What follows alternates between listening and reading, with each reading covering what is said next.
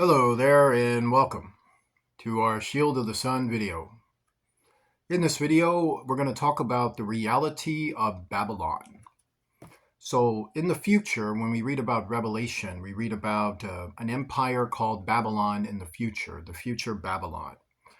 This rise of this Antichrist empire that comes in the far future after catalysms have struck our world.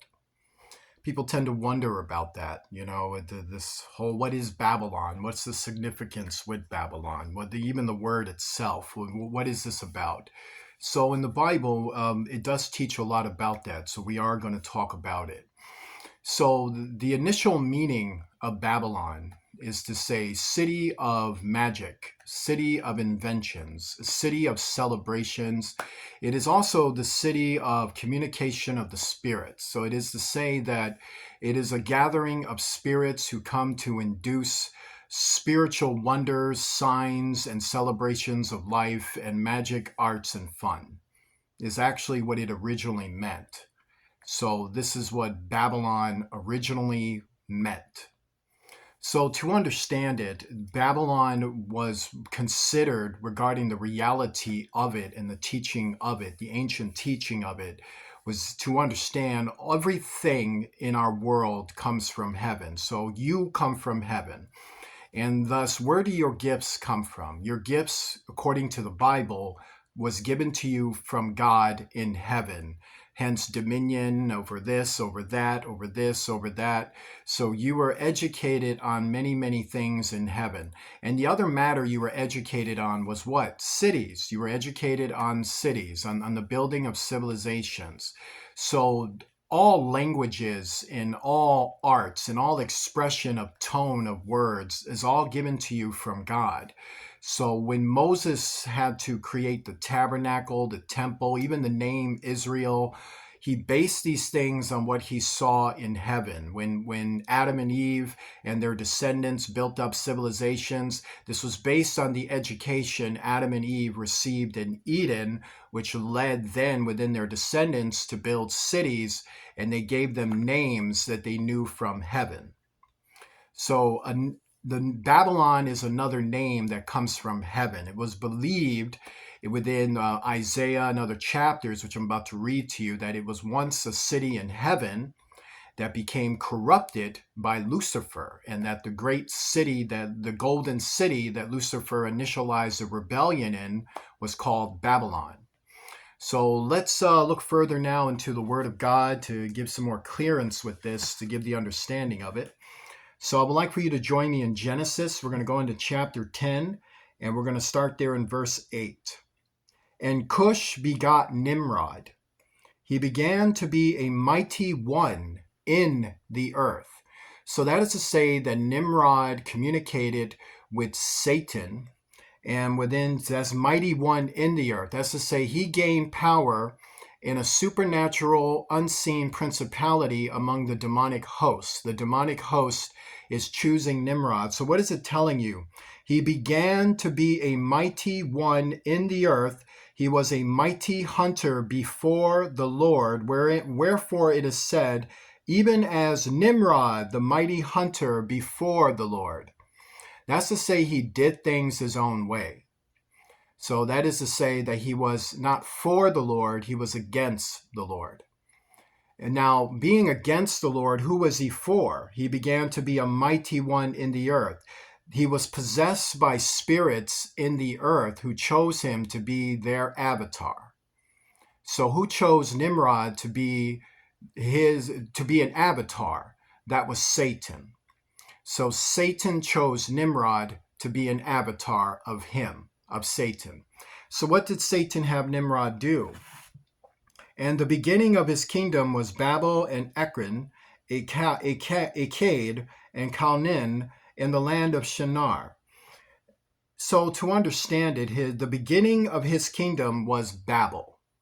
So Babel, his empire, when it fell, the region of his city became Babylon, and what was left to him was a city which was renamed from Babel to Babylon.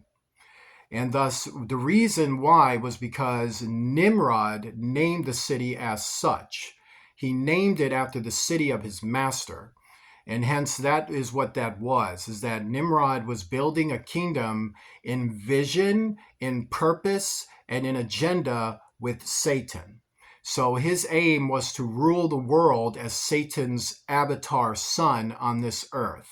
Hence he was an antichrist figure who was trying to upstart prophecy and push the world to destruction and push mankind to destruction before the prophecy of the Messiah could unfold. And the whole world was of one language and of one speech. And it came to pass as they journeyed from the east that they found a plain in the land of Shinar, and they dwelt there. And they said one to another, Go to, let us make brick and burn them thoroughly. And they had brick for stone, and slime had they for mortar. And they said, Go to, let us build us a city and a tower, whose top may reach unto heaven, and let us make us a name, lest we be scattered abroad upon the face of the whole earth.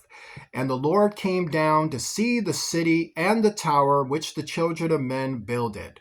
So what was this city? Babylon. And the Lord said, Behold, the people is one, and they have all one language, and this they began to do. And now nothing will be restrained from them which they have imagined to do. So therefore they were going to take all the arts and seek to use their abilities to do supernatural things in line with what Nimrod was already doing, being the fact he was a mighty one. So he was an infusionation of the power of the spirits of Satan infused into our temporal plane. Hence, it wasn't just him conquering the world, it was him bringing the remote principalities of Satan into our reality by agenda through this city called Babylon, which was given to him from Satan. Go to, let us go down, and there confound their language, that they may not understand one another's speech. So the Lord scattered them abroad from thrice upon the face of all the earth, and they left off to build the city. Therefore is the name of it called Babel, because the Lord did there confound the language of all the earth. So it was God who called it Babel by this point. So why? Because it always was Babel. It was because that's how they got started, conjuring Satan in order to initialize this agenda. Hence, the start of conjurings within the world after the flood started with this purpose to reinstitute Babylon in our world and upstart the children of God and destroy our world and the races of mankind. And their God had to stop them from their crazy plan from ruining the world. And from thrice did the Lord scatter them abroad upon the face of all the earth. Now that we understand that, I would like for you to now to come with me into Revelation. So when you go with me into Revelation, you're going to come with me there into chapter 17, and we're going to go into verse 3. So he carried me away in the spirit into the wilderness, and I saw a woman sit upon a scarlet-colored beast, so that would be the devil and her son, full of names of blasphemy, having 7 heads and 10 horns. So this is the devil, the Antichrist, and the army and their establishment of the future empire. So we're going to read about the future empire of the Antichrist. And the woman was arrayed in purple and scarlet color, and decked with gold and precious stones and pearls, having a golden cup in her hand, full of abominations and filthiness of her fornication. And upon her forehead was a name written, Mystery, Babylon the Great, the mother of harlots and abominations of the earth. So it's giving you the understanding that the idea of Babylon, the idea and dreams of Babylon and its very inspiration started with Satan. And it started with the fallen angels, hence Satan, the devil, the host of Satan. And they had been choosing Antichrist figures to initialize this purpose to rule the world and have a centralized city where they can rule it from, because this was a reflection of the war in heaven. because Satan is doing what? He's continuing his efforts, which he lost in heaven, was casted into the earth, and continued his way of doing things in now the war over the souls of the human race. Therefore, he's not done trying to reinstitute Babylon, and he's not done trying to bring back the good old days of what he calls his rebellion, the golden city, and everything else. He still has the same agenda to use what he did in heaven and initialize those plans in accordance with prophecy as God has forced this upon him, and bring Babylon again into the future, which is what Revelation tells us, is that Babylon will come back in the future and Satan will be ruling it and the devil will rule it, and the devil will take the reins of it and then infuse to her son and rule Babylon from earth, is what it's telling you, with all the doors of the interdimensional realms opened full blast in the future, forcing coexistence on our planet with the fallen angels and the demons, the Nephilim, the giants. So with that being stated, I would like for you to join me in Psalm. So when you come with me into Psalm, you're going to go there with me into Psalm 137, I believe. Yes. So come with me into Psalm 137. We're going to read something very interesting, and I want you to listen to this very, very carefully. By the rivers of Babylon, there we sat down, yea, we wept when we remembered Zion. So what about Zion? Zion, according to the Bible, was a city in heaven, and thus the Jerusalem and a lot of its regions and its children were proverbially called Zion because they represented the holy city of God in heaven. So we have a bunch of folks remembering Zion. So to understand, that's what it's saying, when we remembered Zion. So it's referring to a city called Zion in existence and not proverbially. So now that you understand that, let's read further. We hanged our harps upon the willows in the midst thereof. So first of all, who is it talking to? It's actually talking to mankind. And then some people think this was about the Israelites, when Babylon, the empire, took them and did what they did to them. And yes, that is true. That is what they did. And there's plenty of prophecies that does talk about that, of what Nebuchadnezzar, then eventually the Babylonians, and eventually what they did to the temple. That is prophesied in the Bible, and the Bible does talk about that before it actually happened. That is true. But Psalm 137 is actually not about that issue. Because this isn't about remembering Jerusalem and the temple, is it? What does the first verse tell you? When we remembered Zion. So, by the rivers of Babylon, there we sat down, yea, we wept when we remembered Zion. Not Jerusalem, not Israel, Zion. But Zion is in heaven.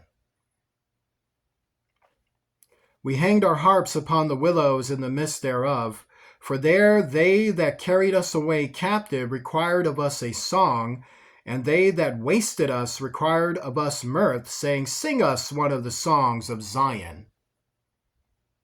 So we do know that we were all found guilty before the eyes of God before we got here, and we all had to be held in stasis to be thrusted down onto the earth and thus engage in our trials. So we were found guilty before we got here, and thus we went through a process. So what it's saying to mankind is that the fallen angels mocked you for your fall. They mocked you for the things that happened to you, and they mocked you for the suffering that you chose to induce upon yourselves for having hard opinions about God due to the activities we saw regarding the fallen angels in that war and the vision of the red dragon. How shall we sing the Lord's song in a strange land? That's referring to what they became unfamiliar with because of the paradisical state they were in, referring to earth. If I forgot thee, O Jerusalem, let my right hand forget her cunning. And as people say, oh, there. Yeah. Actually, what was Jerusalem named after? Like we have a new Jerusalem in Revelation coming down from heaven. We have Moses copying the things he saw in heaven when he built the tabernacle, the temple, and even the ideas for the cities Israel was going to have regarding the promised land. He planned a lot over here. Where did he get all of his ideas from? Heaven, from God. So where does Jerusalem's name come from? Heaven. But remember what the first verse told us when we remembered Zion. So now we're getting this understanding, and then there's New Jerusalem. It's even talked about in the Old Testament, a New Jerusalem. So therefore, this is about heaven. This is about events that took place in the past. So let's read further. If I do not remember thee, let my tongue cleave to the roof of my mouth, if I prefer not Jerusalem above my chief joy. So it is to say that the Jerusalem in heaven had persons who maintained loyalty to God. And then there was persons in Babylon in heaven who did not. And mankind was influenced by the fallen angels who start their rebellion in the golden city of Babylon in heaven. Meaning the fallen angels did, and they got influenced. And now they forgot everything about what was once good, like Jerusalem would teach. Remember, O Lord, the children of Edom in the day of Jerusalem, who said, raise it, even to the foundation thereof. So let's look at the term Edom. So if this is about heaven, then who's this Edom? What does the Edom mean? So this was about red anger. This was about the anger of a red force. And thus, this wasn't about the children of Edom, literally the descendants of Esau. This was a name in reference to a rebellion that was initialized by a spiritual force called Satan, who took the names of heaven and appropriated them and exploited them for his own purposes. Hence, it's a parabolical way of understanding why certain names are used in accordance with rebellion, because of the initial extortion that took place with Satan among mankind. Now listen carefully. O daughter of Babylon, who art to be destroyed, happy shall he be that rewardeth thee as thou hast served us. Happy shall he be that taketh and dasheth thy little ones against the stones. So it is saying that happy are those who take the fallen angels and send you to hell, in the exact understanding of how you sent so many of us through your influences and through your ways into hell. So dash against the stones is to say broken from within and shattered for all eternity. So it's pretty deep. So when you think about it, it's telling you about a place called Babylon in heaven that had a lot of bad influences that left a lot of bad things in mankind for them to work out when they got here on earth. So now let's read further here in Isaiah to get a little bit more understanding. We're going to go into chapter 13. The burden of Babylon, which Isaiah the son of Amos did see, lift ye up a banner upon the high mountain, exalt the voice unto them, shake the hand, that they may go into the gates of the nobles. I have commanded my sanctified ones. I have also called my mighty ones for my anger, even them that rejoice in my highness. So this is about supernatural beings being called to order. So it's not about Babylon on earth. It's about what's going on in heaven, or what happened in the past. The noise of a multitude in the mountains, like as of a great people, a tumultuous noise of the kingdoms of nations, gathered together, the Lord of hosts mustereth the host of the battle. So this is mankind, the angelic order, being influenced by events happening regarding Babylon, and thus this burden that Babylon put on the citizens of heaven is what's being revealed. They come from a far country, from the end of heaven, even the Lord, meaning the host that fell from heaven that was influenced by Babylon comes from the end of heaven. That's to say, from the very far point of the universe where the gates of the third heaven meets within the wilderness of the universe. Even the Lord and the weapons of his indignation, meaning the weapons of evils which God created to punish wicked persons, willful persons, to destroy the whole land. Howl ye, for the day of the Lord is at hand. It shall come as a destruction from the Almighty. So it's a saying that the fallen angels will push Babylon as its agenda to ruin the world, but God will use it as prophecy to initialize Armageddon in the final day. Therefore shall all hands be faint, and every man's heart shall melt. Every man's heart, not just the Israelites. Every man's heart shall melt. And they shall be afraid, pangs and sorrows shall take hold of them. They shall be in pain as a woman that travaileth. They shall be amazed one at another. Their faces shall be as flames. Confirming to you what I'm saying. A supernatural war that results in, if you don't follow God and you follow the fallen angels and the ways of Babylon, you go to hell. Hence those stones. Behold, the day of the Lord cometh, cruel, both with wrath and fierce anger, to lay the land desolate. And he shall destroy the sinners thereof out of it. Now listen carefully. For the stars of heaven and the constellations thereof shall not give their light. So that's the fallen angels perpetrating light when they have no light, initializing Babylon. The sun shall be darkened in his going forth, and the moon shall not cause her light to shine, ruining the world through this institution of Satan's city on earth. And I will punish the world for their evil, not just the Israelites, the world for their evil. Hence, this is a prophecy about what happened in the past that will affect the future in the centuries to come. It's still, there's still some centuries for us when we see the fulfillment of this prophecy.